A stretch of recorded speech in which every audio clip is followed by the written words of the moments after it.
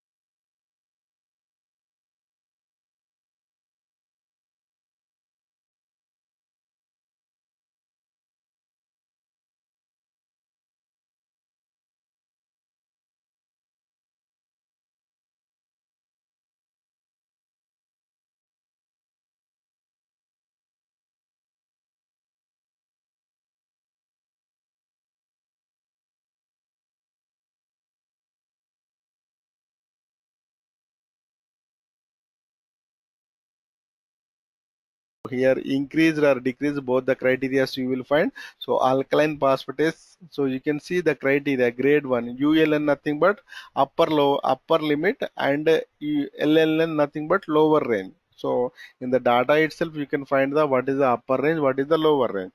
Here the as per the grade 1, greater than ULN to 2.5 into ULN if baseline was normal, 2 to 2.5 baseline if the baseline was abnormal. Okay, so the baseline consideration we have to take, as well as the lower range, upper range, we have to take the consideration for alkaline phosphatase increase criteria. So here you can see the code I am writing here.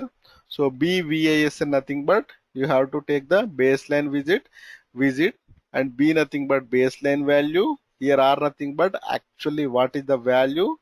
Okay, So this is a code. So if the baseline visit equal to actual visit, or baseline is greater than, less than, or equal to ULN, and this one, if it is a abnormal, so automatically the baseline was value was going to higher than the ULN. Okay, so here they mentioned, so a finding based on the laboratory test results that indicate an increased level of phosphatase in blood specimen. So increased level, so that is why increased level, so the baseline should be ULN, so upper range limit greater than our value, means our value should be greater than the upper range, then only we can consider it is a abnormal. Because so if it is a lower, also lower than the lower range, also we can consider as abnormal. But here they mentioned we are considering the parameter of alkaline phosphatase increased, and that increase also should be an increased level of alkaline phosphatase, means the baseline value should be greater than ULN. Okay,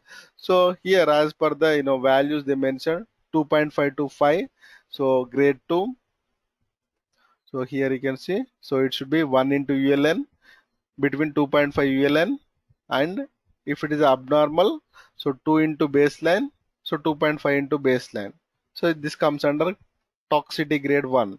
So 2.5 to 5, toxicity grade 2. 5 to 220, 5 to 20 comes under toxicity grade 3. So it is about 20, we can consider as a toxicity grade 4. So here are nothing but the result value from the record being graded assumed as a captured as eval value, mean the standard values of lab. ULN nothing but upper limit of normal, VSN nothing but visit number, B nothing but baseline results, BSC nothing but baseline result visit.